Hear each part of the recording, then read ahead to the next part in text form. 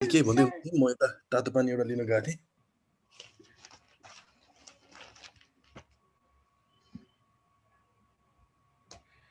नमस्ते छ है फेरि मेरो तर्फबाट र आजको मिटिङमा सबैलाई वेलकम छ र आजको मिटिङको टपिक चाहिँ कार्बन ट्रेडिङलाई फोकस गरेर हो र अनिल सरले चाहिँ कार्बन ट्रेडिङको बारे र नेपालमा फोकस गरेर नि थोरै के भन्नुभयो र कार्बन क्रेडिट र इमिसन रिडक्सन फन्ड जुन चाहिँ प्यारिस एग्रिमेन्टमा पनि केही भन्नुभयो अनिल सरले चाहिँ र मेरो क्वेसन चाहिँ अनिल सरलाई चाहिँ के भने उहाँले चाहिँ अघि कार्बन ट्रेडिङको बारे भन्नुभएको थियो कि अब कुनै कन्ट्रीले चाहिँ कार्बन प्रोड्युस गर्यो अरे तर लिमिटभन्दा बढी गर्यो भने चाहिँ किन्नुपर्छ भन्नुभयो नि सर त्यो चाहिँ अब कन्ट्री हजुर हजुर डेभलप कन्ट्री अब नेपाल त स्टिल डेभलपिङ हो नि त नि सर अस्ट्रेलिया त डेभलप भइसक्यो नि त अनि त्यसको दुइटाको लिमिट डिफ्रेन्ट हुन्छ कि सेम हुन्छ कि के हो सर त्यो एकचोटि भनिदिनु न त्यो यस्तो हुन्छ जस्तो यो प्यारिस अग्रिमेन्ट अन्तर्गत चाहिँ अब जुन जुन कन्ट्रीले साइन गर्यो जुन 196 कन्ट्रीले जसले साइन गरेको छ त्यसमा अब नेपाल पनि पर्छ अस्ट्रेलिया इन्डिया सबै पर्छ हैन उनीहरूले चाहिँ आफ्नो भन्छ नि हाम्रो नेपालीमा के भन्छ नि आफ्नो क्यापासिटी अनुसारको प्लान बनाएको हुन्छ हैन मैले यो गर्छु यस्तो गर्छु भनेर हैन अनि यसमा चाहिँ कसैले आएर तैले यो फलानु गर्नुपर्छ यति घटाउनुपर्छ भनेर त्यस्तो टप डाउन छैन के यो चाहिँ यो बटम अप कस्तो छ भन्दाखेरि यो चाहिँ हरेक कन्ट्रीले आफ्नो प्लान बनाउँछ हामी यति घटाउँछौँ हाम्रो कन्ट्रिब्युसन चाहिँ यो हुन्छ ग्रिनहाउस ग्यास एमिसन घटाउन भनेर हुन्छ अनि आफूले जे भनेको प्लान हो त्यही गर्नुपर्ने हुन्छ के त्यसैले यसमा चाहिँ अब जस्तो भने नेपालले चाहिँ हाम्रो अब 3-4वटा सेक्टरहरू देखाउनु भएको छ जस्तो बिल्डिङ कोड्समा काम गर्छौँ हामी रिन्युएबल एनर्जीमा काम गर्छौँ वेस्ट सेक्टरमा काम गर्छौँ रिफरेस्टेसनमा काम गर्छौँ भन्नुभएको छ अब उहाँले त्यही अनुसारको प्रोजेक्टहरू गर्नुहुन्छ हैन अब अस्ट्रेलियाले आफ्नो भन्नुभएको छ हैन अब चाइनाले आफ्नो भनेको छ अब त्यो अनुसारकै प्रोजेक्टहरू गर्ने हुन्छ त्यसैले चाहिँ मेनली चाहिँ अहिले के देखिन्छ भन्दाखेरि नेपाल डेभलपिङ कन्ट्री भएर हामीलाई चाहिँ फाइदा कहाँ हुन्छ के गर्नुपर्छ भन्दाखेरि हामीले बढीभन्दा बढी चाहिँ कार्बन प्रोजेक्ट्सहरू जुन आफ्नो सेक्टरमा भनेको छ नि अब त्यो अथवा त्योभन्दा बाहिर त्यो गर्ने अनि त्यसलाई चाहिँ सेल गर्ने चाहिँ अरू कन्ट्रीलाई सेल गर्नुपर्छ जुन चाहिँ अब प्यारिस अग्रिमेन्ट अन्तर्गत चाहिँ आर्टिकल 6.2 आर्टिकल 6.4 भनेर छ हैन त्यो चाहिँ अब अलि टेक्निकल डिटेल हुन्छ त्यसले चाहिँ बेसिकली भन्दाखेरि चाहिँ एउटा कन्ट्रीले अरू कन्ट्रीलाई चाहिँ बेच्न मिल्छ के अनि त्यसैले चाहिँ हामीले चाहिँ अब किन्नुपर्ने त्यस्तो आवश्यकता हुँदैन नेपाललाई किनभने हाम्रो एमिसन्स त अब ग्लोबल एमिसन्सको कति 0.002% मात्रै छ हैन त्यसैले हाम्रो गभर्नमेन्टले चाहिँ मोर एडप्टेसनमा फोकस गरिरहेछ अब एडप्टेसन मात्रै फोकस गरेर हामी एमिसन चाहिँ घटाउँदैन भन्न पनि मिलेन हैन अब घटाउनु पर्यो किनभने कि that's what Paris agreement is about भन्दाखेरि चाहिँ त्यसैले चाहिँ अब जस्तो समराइज गर्नु पर्दाखेरि आफ्नो कन्ट्रीको प्लान हुन्छ त्यो प्लान अन्तर्गत आफ्नो काम गर्नुपर्छ नेपालको कन्टेक्समा चाहिँ हामीले चाहिँ कार्बन प्रोजेक्ट्सहरू जति बनाएर बाहिर बेच्न सक्यौँ त्यति अब भन्न फरेन करेन्सी कन्ट्रीमा आउँछ इकोनोमीलाई राम्रो हुन्छ जब क्रिएटहरू गर्छ हैन त्यो हिसाबले चाहिँ राम्रो हुन्छ थ्याङ्क यू सर कसैलाई के क्वेसन छ भने फिल फ्री टु आस्क है यसमा अलिकति सजिनाको क्वेसनमा कसरी कम्पेयर गर्न सकिन्छ कि दाइ अब एउटै घरमा 5 तलाको बिल्डिङ छ 5 तलाको बिल्डिङमा एउटा तलाले चाहिँ दिनको 10 किलो वेस्ट निकाल्छ अर्को तलाले चाहिँ दिनमा 1 किलो पनि निकाल्दैन तर सबैले त्यसको वेस्ट म्यानेजमेन्टमा चाहिँ उत्तिकै खर्च बेहोर्नु पर्ने हुन्छ द्याट इज नट फेयर एउटाले यदि जसले 10 निकाल्छ उसले बढी कस्ट तिरोस् र एक निकाल्नेले त्यसको फाइदा भोगोस् त्यो किसिमको ट्रेड हो नि हैन सिम्पल अब यो यो अब कस्तो छ भन्दाखेरि अब यो कुरामा चाहिँ अब यसमा धेरै इन्टरनेसनल नेगोसिएसन पनि भइरहेछ होइन। जस्तो अब पहिला डेभलपिङ कन्ट्रिजहरूले के भन्यो भन्दाखेरि तिमीहरू त डेभलप भइसक्यो, तिमीले आफ्नो जति एमिसन्स निकाल्नु पर्ने निकालिसक्यो होइन, तिम्रो ठुल्ठुलो इन्फ्रास्ट्रक्चरहरू बनिसक्यो होइन, बाटो बनिसक्यो, ब्रिजहरू बनिसक्यो, रेलहरू बनिसक्यो, तिनीहरू त एकदमै इन्टेन्सिभ हो नि त होइन, कार्बन इन्टेन्सिभ हो। तर हामीले त बनाएकै छैनौँ, हाम्रो त फ्लाइओभर बनाउनु बाँकी छ, हाम्रो टनल बनाउनु बाँकी छ, त्यसमा त सबै लाग्छ, त्यो फेयर भएन भन्ने कुराहरू चाहिँ उठिरहेको हुन्छ नेगोसिएसनमा होइन। अब तर अब त्यो कुरालाई पछाडि राखेर चाहिँ प्यारिसले चाहिँ के गर्छ भन्दाखेरि अब सबैलाई समान अधिकार समान हो, तर डेभलप कन्ट्रिजहरूले चाहिँ अब डेभलपिङ कन्ट्रीहरूलाई चाहिँ बायोलेटरली हेल्प गर्ने कुराको नि कमिटमेन्टहरू हुन्छ क्या। जस्तो हुन्छ नि इन्फ्रास्ट्रक्चर डेभलपमेन्टमा अब मोनिटरी हेल्पहरू गर्ने, त्यस्तो एडप्टेसन फन्डहरूमा पैसाहरू हाल्ने हुन्छ होइन। अब त्योबाट चाहिँ डेभलपिङ कन्ट्रीहरूले चाहिँ अलिकता आफ्नो उसमा चाहिँ काम लगाउन सक्ने हुन्छ क्या, त्यो हुन्छ। तर अब ट्रेडिङको हिसाबले त अब नेपालले केही नगरेर बसे पनि हुन्छ, जस्तो हामी कार्बन के गर्दैनौँ तर घाटा कसलाई लाग्यो, हामीलाई आफै नेपाललाई घाटा लाग्यो, किनभने कि if we create something we can sell it in a higher price होइन, मान्छेले जब पायो होइन, काम नयाँ क्रिएट गर्यो नि त, जब क्रिएट गर्यो, पैसा आयो होइन, इट्स गुड नि। जस्तो मैले चाहिँ बारम्बार के भन्छु भन्दाखेरि जस्तो हाम्रो म पनि पहिला डेभलपमेन्ट एजेन्सीमा नै काम गरे हुँ, अब स्विस विकास नियोग, अब स्विसले पैसा दिन्थ्यो, हाम्रो तलब आउँथ्यो होइन। अब त्यस्तरी डेभलपमेन्ट ग्रान्टहरू भन्दा यो ट्रेडिङ गऱ्यो भने चाहिँ आफ्नो बिजनेस हो क्या, कन्ट्रीको आफ्नो गरेको बिजनेस हो, अनि यसलाई चाहिँ अब मोल पाउँछ, यो इट्स अ बिजनेस, इट्स होइन ट्रेड भयो, त्यसैले चाहिँ यो चाहिँ बेटर अफ हुन्छ, किनभने यसले काम पनि दिन्छ होइन, नयाँ आइडियाहरू पनि ल्याउँछ, नयाँ टेक्नोलोजी ल्याउँछ देशमा, त्यसैले चाहिँ यो हुनुपर्छ, यसबाट सकभर फाइदा लिनुपर्छ भन्ने चाहिँ मेरो भनाइ हो। र यसले चाहिँ हाम्रो जस्तो डेभलपिङ कन्ट्रीलाई चाहिँ इकोनोमीलाई चाहिँ धेरै हेल्प गर्छ र फरेन इन्भेस्टमेन्ट, फरेन करेन्सी कन्ट्रीमा ल्याउन हेल्प गर्छ, विच इज गुड। हामीसँग यहाँ आज शुभलक्ष्मी श्रेष्ठ हुनुहुन्छ, उहाँ चाहिँ मेकानिकल इन्जिनियर एनर्जी सेक्टरमा काम गरिरहनु भएको छ नेपालमा। सी वाज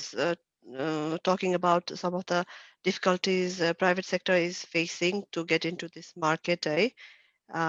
शुभलक्ष्मी श्रेष्ठ अलिकति केही भनिदिनुहुन्छ कि? Thank you, Raksha. म चाहिँ बेसिकली रिन्युएबल इनर्जी सेक्टरमा सिन्स लास्ट 2007 देखि कार्यरत छु र म चाहिँ आबद्ध भएको संस्थाको नाम चाहिँ अल्टरनेटिभ इनर्जी प्रमोसन सेन्टर हो। यसमा बेसिकली अब नेपालमा चाहिँ रिन्युएबल इनर्जी सेक्टर र कार्बनको रिलेसन चाहिँ धेरै लामो समयदेखि रहिआएको छ र यसमा बेसिकली हामीले चाहिँ प्रोजेक्ट्सहरू चाहिँ यो माइक्रो हाइड्रोको, अनि यो इम्प्रुभ कुक स्टोभ्सहरूको, अनि इम्प्रुभ वाटर मिलहरूको, बायोग्यासको त वान अफ द एक्जाम्पल नै भयो, त्यो छ। र फर्दर चाहिँ अब मैले काम गर्दै गर्दा गरेको चाहिँ यो अब लेटेस्ट एकदमै हुन लागेको अरू ठाउँमा पनि बायो इनर्जी, जुन बायोमासबाट बायो ब्रिकेटहरू प्रोडक्सन गर्ने र द बायो ब्रिकेट युज भएकोले कोललाई रिप्लेस गर्यो, जुन चाहिँ अब नेपालमा डाइरेक्टली जुन इम्पोर्ट हुने कोल हो त्यो चाहिँ एकदमै लो क्वालिटीको कोल आउँछ र त्यो कोललाई चाहिँ कोलमा सल्फर कन्टेन्ट पनि बढी हुने प्लस कार्बनको पनि त्यस्तै कुरा। अब त्यसलाई चाहिँ रिप्लेस गरेर एउटा वान अफ द कम्पनीले चाहिँ ब्रिकेटहरू पेलेटहरू प्रोडक्सन गरिरहेछ र हामीले चाहिँ अब यो उहाँहरूले प्रमोसन गरेको 2-3 इयर्स भइसक्यो, 2-3 इयर्स भइसक्यो र उहाँहरूले चाहिँ अब यो जस्ट अब त्यो एकदमै राम्रो पेसमा गइरहेछ र पेलेटले कोललाई चाहिँ रिप्लेस भइरहेछ र बेसिकली अब यो गभर्मेन्ट ओन्ड ड्रिभन प्रोजेक्ट्सहरूमा चाहिँ यो कार्बनको कामहरू चाहिँ, किनभने अब यो यसमा चाहिँ बेसिकली यो कार्बन ट्रेडिङ गर्दा जुन अपफ्रन्ट कस्ट लाग्दो रहेछ नि, बेसलाइन स्टडी गर्नु पर्यो, अनि त्यस पछाडि फेरि त्यसको चाहिँ जुन UNFCCC को जुन धेरै जुन प्रोभिजनहरू छ होइन मोनिटरिङका प्रोभिजनहरू भयो अरू प्रोभिजनहरूले गर्दा अपफ्रन्ट कस्ट चाहिँ एकदमै बढी लाग्दो रहेछ र त्यो कस्टले चाहिँ अब प्राइभेट सेक्टरको पोइन्ट अफ भ्यूबाट सोच्दाखेरि त्यो कस्ट चाहिँ अब कहिले रिकभर हुन्छ त मेरो होइन मैले त गर्न त गरेँ यो बेनिफिट मेरो लागि पनि हो फर द नेसनको लागि पनि हो तर त्यो अपफ्रन्ट कस्ट चाहिँ मैले म गरौँ कि नगरौँ भन्ने खालको हुँदो रहेछ कि उनीहरूलाई चाहिँ अपरेटिङ कस्ट चाहिँ त्यस्तो विधि हुँदैन तर अपफ्रन्ट कस्ट चाहिँ फिक्स कस्ट जुन लाग्छ त्यो चाहिँ एकदमै हेभी लाग्दो रहेछ र प्लस हेभी पनि छ त्यसलाई कसरी उगार्ने त्यसको बारेमा पनि हामी सोच्दैछौँ अब एज अ गभर्मेन्ट इन्टिटी अब हामी चाहिँ यो ग्रिन क्लाइमेट फन्डमा पनि एक्रिडेटेड बडी हो त्यसले गर्दा त्यो प्रोजेक्ट्सहरू पनि ग्रिन क्लाइमेट फन्ड एट्र्याक्ट गर्नलाई प्रोजेक्ट्सहरूको पनि हामीले चाहिँ उता गर्दैछौँ होइन त्यसले गर्दा यो टाइम एन्ड अगेन यो छिट्टोपुट्ट त्यो उहरू देखिन्छ भन्नाले हाम्रो त अब के अरे हाम्रो अनिल सरले पनि भनिसक्नुभयो अब लार्ज स्केलमा केही पनि छैन त्यो अब स्मल स्केलहरू पनि जस्तो आइसिएसमा पनि स्मल स्केललाई चाहिँ एउटा स्मल प्रोजेक्टहरू सबैलाई ग्यादर गरेर क्लस्टरिङ गरेर अब बन्च गरेर अनि त्यसरी चाहिँ कार्बन प्रोजेक्ट बनाएको हुन्छ त्यही भएर एउटै प्रोजेक्ट ठुलो पनि हुँदैन र त्यो अब अलिकति ठुलो साइजको भए पनि अब प्राइभेट सेक्टरले बनाएको प्रोजेक्टमा चाहिँ त्यसमा जुन अब यो त्यो कार्बन क्रेडिटमा जुन स्टार्टिङमा अब लाग्ने र प्लस अब अहिले कार्बन ट्रेडिङमा पनि अब रेटहरू पनि घटेर गइरहेको छ र सिआरको जुन रेटिङ छ त्यो पनि घटेर गइरहेको छ र यो उसमा पनि अब भोलिन्टियर मार्केटहरू पनि छ भन्ने कुरा चाहिँ छ तर यसलाई चाहिँ अब यसबाट चाहिँ नेपालको लागि चाहिँ फर्दर कोलाबोरेसनहरू के कसरी गर्न सकिन्छ त्यसको बारेमा फर्दर डिस्कसन गर्न पाए राम्रै हुन्थ्यो होला जस्तो लाग्यो मलाई चाहिँ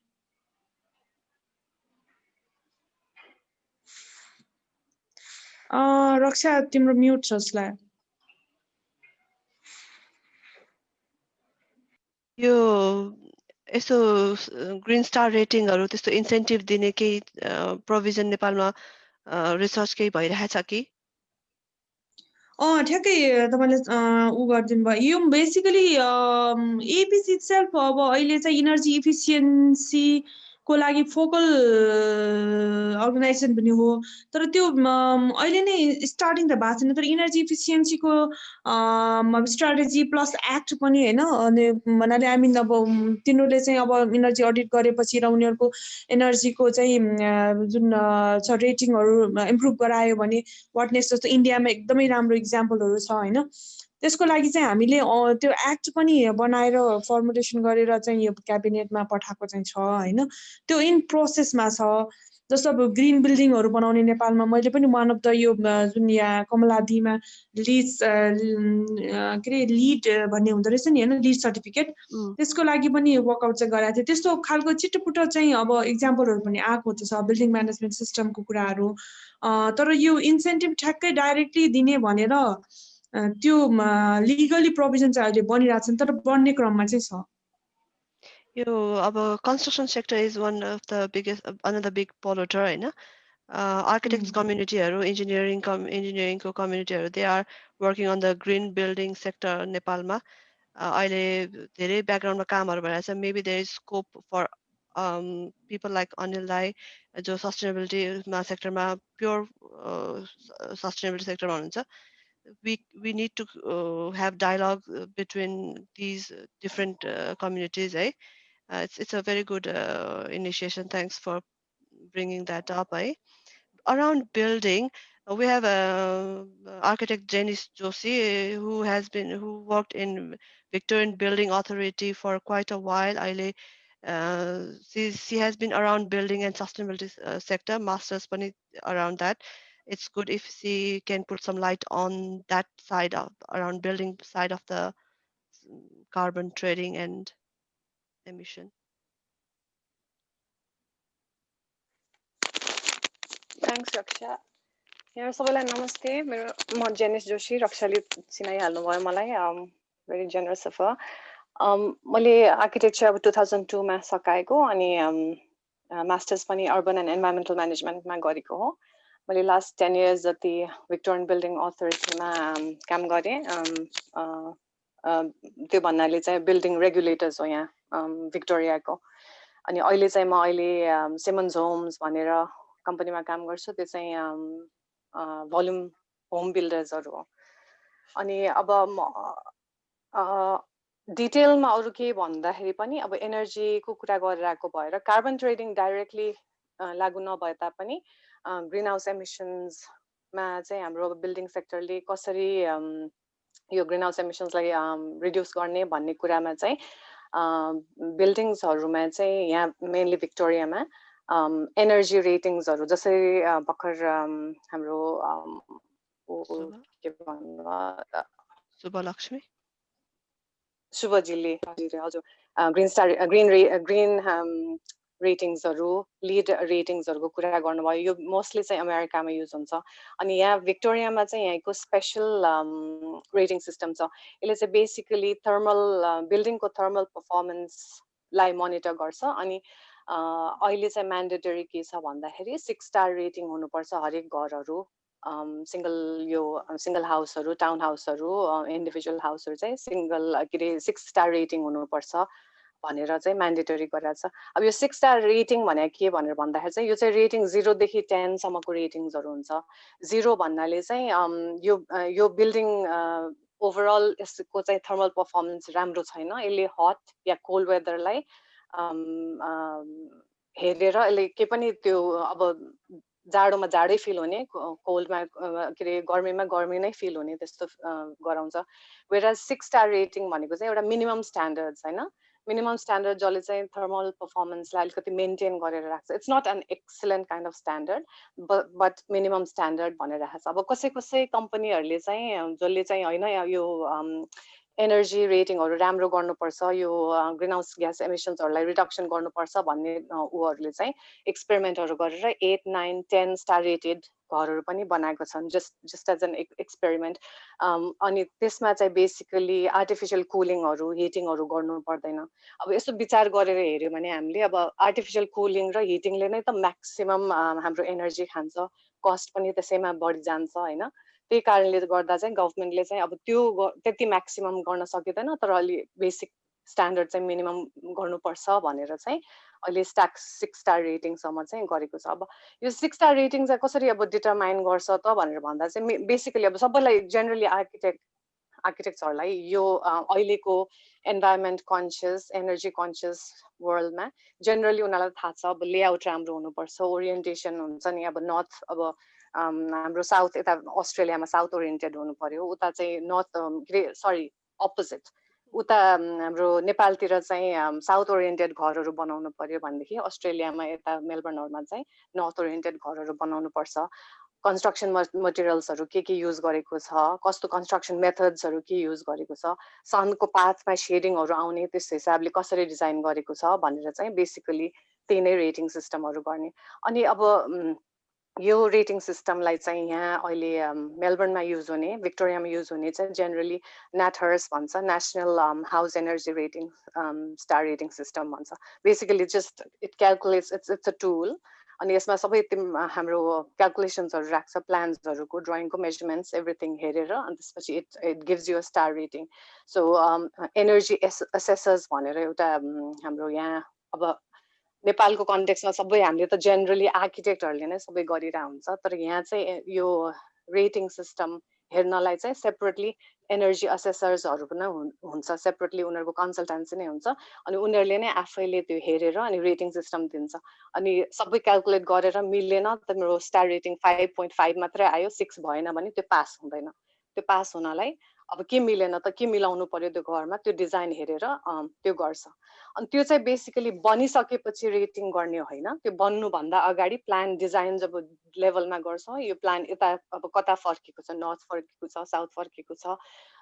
कन्स्ट्रक्सन मटेरियल्सहरूमा के युज भएको छ कन्स्ट्रक्सन टेक्निक्सहरू के युज भएको छ त्यस अनुसारले त्यसरी चाहिँ डिटरमाइन गर्छ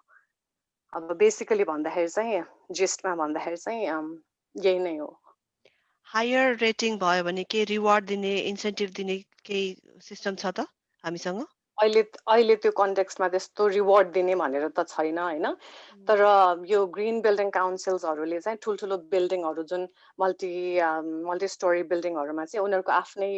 त्यो उसबाट गभर्नमेन्टको तर्फबाट छैन त्यसरी हैन तर यो green world green building council उनीहरूको चाहिँ फेरि यो this doesn't apply to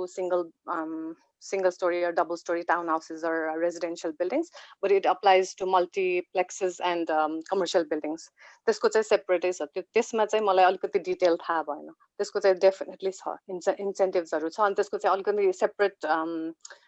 star rating सिस्टमहरू पनि छ। जस्तै अब सोलर प्यानल युज गरेर हामी एनर्जी न्युट्रल भएर अझै एक्स्ट्रा एनर्जी प्रड्युस गर्यो भने we get direct monetary benefit, त्यो चाहिँ डाइरेक्ट भयो, कार्बनसँग इन्डाइरेक्टली रिलेट हुन्छ एट द एन्ड है। हजुर, त्यो चाहिँ मेनली चाहिँ त्यही हो, यो सबै अप्लाई गर्ने अनि इभेन्चुअली फाइदा कसलाई त भन्दा ओनर्सहरूलाई, हाउस युजर्सहरूलाई कसरी भन्दाखेरि चाहिँ एनर्जी कस्टहरू कम हुने भयो। एसी चलाउनु परेन हैन, एकदम गर्मी छ भने एसी चलाउनु परेन, शीतल भइरहेछ भने त्यसपछि त्यो कस्टहरू कम हुने भयो, जाडोमा हिटिङ कस्टहरू कम हुने भयो। त्यस्तो इन्सेन्टिभ चाहिँ त्यो चाहिँ प्रमोट गरेर हुन्छ, इन्डाइरेक्ट हुन्छ नि, इन्डाइरेक्ट इन्सेन्टिभ्सहरू। हामीसँग आज Preja Khanal, she is from UK, she is practicing architect there. She is also very keen in Green Star rating. In UK, they have higher standards, I guess. केही भनिदिनुहुन्छ कि Preja? Around carbon emission, sustainable building. युकेमा चाहिँ पहिला यस्तो रेटिङहरू थियो अनि initiative पनि पाउँथ्यो, तर अहिले के भएको छ भन्दाखेरिमा यो हाम्रो बिल्डिङ रेगुलेसनै अलिकति टाइट भयो। त्यो लास्टमा मैले प्रेजेन्टेसन दिएको थिएँ नि, स्याप क्याल्कुलेसन, त्यो स्याप क्याल्कुलेसनै त्यो रेटिङहरू भन्दा बेटर अनि एनर्जी इफिसियन्सी बिल्डिङहरूमा बेटर भएको भएर चाहिँ त्यो चाहिँ अहिले रेटिङहरू छैन। अब त्यो हाम्रो त्यो रेसिडेन्सियल बिल्डिङमा चाहिँ स्याप क्याल्कुलेसनमा नै टिइआर र डिइआर को मैले अस्ति कुरा गरेको थिएँ, त्यसमा चाहिँ कार्बन इमिसन चाहिँ लो गर्ने क्या, बिल्डिङ टेक्निक्स, बिल्डिङ कन्स्ट्रक्सन मटेरियल्सहरू युज गरेर त्यो कार्बन इमिसन चाहिँ अब कसरी रिड्युस गर्ने त्यही हो टार्गेट। अब युकेले चाहिँ 2050 मा जिरो कार्बन इमिसन गर्ने टार्गेट गरेको छ। अब अहिले रिसेन्टली प्राइम मिनिस्टरले चाहिँ 40 मा गर्ने भनेको छ, अब 30 मा गर्ने भनेको छ। अब त्यसको लागि फेरि अब बिल्डिङ रेगुलेसन्स अब त्यो फेरि हाम्रो स्ट्रिक्ट हुँदै जान्छ। अब आर्किटेक्टहरूले चाहिँ अब फेरि त्यो अब नयाँ गाइडेन्स सुन फलो होला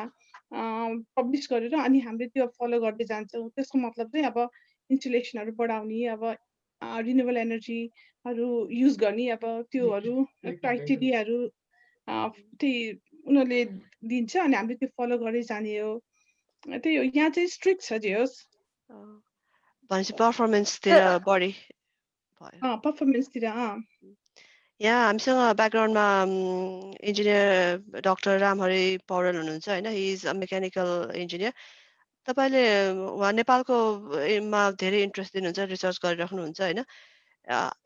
can you put some light relating to Nepal with UK or global practices on this? Thank you Raksha. हजुर, अब के छ भन्दा मैले यो अघिल्लो प्रेजेन्टेसन पनि सुने त्यो नेपालको कार्बन व्यापारको सम्बन्धमा। नेपालले चाहिँ त्यो कार्बन व्यापारबाट धेरै फाइदा उठाउन सक्छ। भर्खर मैले यहाँ डेटाहरू हेरेँ, नेपालले चाहिँ 11 million metric ton carbon dioxide Nepal could save. त्यो भनेको चाहिँ इन्डियाको 2011 को चाहिँ टोटल इमिसनको इक्विभ्यालेन्ट हुँदो रहेछ। त्यसकारण अब नेपालको अहिले खाँचो के देख्छु मैले भन्दाखेरि यो कुरालाई चाहिँ हामीले चाहिँ एक्सनमा जानुपर्ने कुरा चाहिँ सबभन्दा महत्त्वपूर्ण छ। नेपालले जहिले पनि टार्गेट चाहिँ हामी राख्छौँ, तर हामी चाहिँ त्यो टार्गेट अचिभ गर्नपट्टि लाग्दैनौँ कि। त्यसकारण हाम्रो पोलिसीहरू चाहिँ पोलिसी इन एक्सन भयो भने चाहिँ हामीले त्यसबाट फाइदा उठाउन सक्छौँ जस्तो लाग्छ। जस्तो अघि यहाँ प्रेजाले पनि कुरा गरिन्, युकेले 2040 मा चाहिँ इलेक्ट्रिक भेहिकल लागू गर्ने भनेर गरेको टार्गेटलाई 10 वर्ष अगाडि तान्यो र 2030 मा जार्यो। यसबाट we should learn from UK. नेपालले पनि यस्तो कुराहरूलाई चाहिँ, अब किनभने अहिले कोभिड-19 किन भइरहेको छ त भन्दाखेरि यो चाहिँ वातावरणमा आएको प्रदूषण, हामीले बायोडाइभर्सिटी माथि गरेको धावाले गर्दाखेरि यस्ता किसिमका महामारीहरू आइरहेका छन्। यसैले गर्दाखेरि इनर्जीको महत्त्व, कार्बन न्युट्रल गर्नुपर्ने आवश्यकता चाहिँ हामीले विश्वले चाहिँ अहिले महसुस गरेको छ र यो नेपालले सिक्न सक्छ र नेपालले कार्बन कार्बन व्यापार गरेर मात्रै पनि त्यति धेरै पैसा कमाउन सक्दो रहेछ। तर यसलाई खाँचो के छ त भन्दाखेरि यो हाम्रो यस्तो किसिमको इन्टरेक्सनबाट हामीले केमा फोकस हुनुपर्छ भन्दाखेरि एक्सनमा। त्यो हाम्रो भएको पोलिसी अलरेडी हाम्रो राम्रो छ, त्यसलाई हामीले कसरी रियल प्र्याक्टिसमा लान सक्छौँ त्यो भयो भने चाहिँ फ्रुटफुल हुन्छ जस्तो लाग्छ मलाई। धन्यवाद। Thank you doctor Ramhari Paudel. Anil दाइ त्यसमा केही भन्नुहुन्छ कि? अघि शुभले सी पोइन्टेड आउट प्राइभेट सेक्टरमा we don't have that option. How to give that incentive? कसरी त्यो ओपन गर्ने त त्यो private सेक्टरको मार्केटलाई? Maybe you could be lobbying with the government or in future. अब मैले एपिसी को सँग अस्ति नेपालमा मिटिङ गरेको थिएँ फेब्रुअरीमा। एपिसी अफिस को टिमहरुसँग उहाँ को सिनियर म्यानेजमेन्टसँग म उहाँ हाम्रो डाक्टर साहबले भनेको कुरा नै अग्री गर्छु। जुन चाहिँ अपर्च्युनिटिजहरु चाहिँ भेरी बिग अपर्च्युनिटी छ र यसमा चाहिँ अझ म I would like to reiterate कि हामीले प्राइभेट सेक्टरलाई इन्भल्भ गर्नुपर्छ। अब प्राइभेट सेक्टरलाई इन्भल्भ गर्न हाम्रो शुभले भनेको पनि सिज राइट, अपफ्रन्ट इन्भेस्टमेन्ट कस्टहरु छ, तर अब त्यसलाई मिनिमाइज धेरै कुराबाट गर्न सकिन्छ हैन। अब धेरै कुराबाट फाइनान्स ब्लेन्ड गर्न सकिन्छ। अब नेपालमा ग्रीन बैंक पनि छ, 2001-2 मा नै खोले हो कि they were just specifically they open that to loan these guys, the entrepreneurs who would start up any renewable energy projects or carbon projects को लागि हैन, सब्सिडाइज लोनहरु पाउने कुराहरु हैन। अब अफ्रिकामा कति भइराछ हैन प्रोजेक्ट्सहरु। अब अफ्रिकन प्राइभेट एन्टरप्राइजहरु पनि गरिबै छ, तर they have a structure. They अब यो सबै डिल हो के। अब डिल कसरी स्ट्रक्चर गर्ने भन्ने कुरामा आउँछ हैन। त्यसमा चाहिँ अब गभर्नमेन्टले पनि अलिकति हेल्प गरिदिनु पर्यो हैन। केही कुरामा ट्याक्स इन्सेन्टिभहरु दिनु पर्ने हो कि हैन, के छुट दिनु पर्ने हो कि, अथवा कुनै कुरामा ग्यारेन्टी बस्दिनु पर्ने हो कि हैन, त्यो कुराहरु गर्न सकिन्छ। फाइनान्शियल ग्यारेन्टीहरु पनि कति ठाउँमा दिइराछ गभर्नमेन्टले प्राइभेट सेक्टरसँग मिलेर। खाली गभर्नमेन्टले मात्रै बनाउनु भन्दा पनि गभर्नमेन्ट र पब्लिक प्राइभेट पार्टनरशिप भएर कार्बन प्रोजेक्ट्स अगाडि लगाउन सकिन्छ हैन। गभर्नमेन्टको ग्यारेन्टी, काम गर्ने हात बुद्धि चाहिँ प्राइभेट सेक्टरको, त्यो गर्यो भने चाहिँ बिग रिच गर्न सकिन्छ। हस्, थ्यांक यू। ब्याङ्किङ सेक्टर पनि भर्खर अनिलले कुरा गर्नुभयो। त्यसको लागि स्पेशल ब्याङ्कहरु छन्। जेनरल ब्याङ्कहरुले जस्तै अब अहिले त सहकारीहरु यति एक्टिभ छ नेपालमा हैन, one very lucrative industry. Maybe there is opportunity to go small scale trading. अब हामीसँग टाइम अहिले ब्रेक हुँदैछ। Maybe we have few more questions from Tonil, Sampurna, Sajina. We will come back to finish this off. We will close this session and we'll continue maybe another 15 minutes. Hi? We'll come back.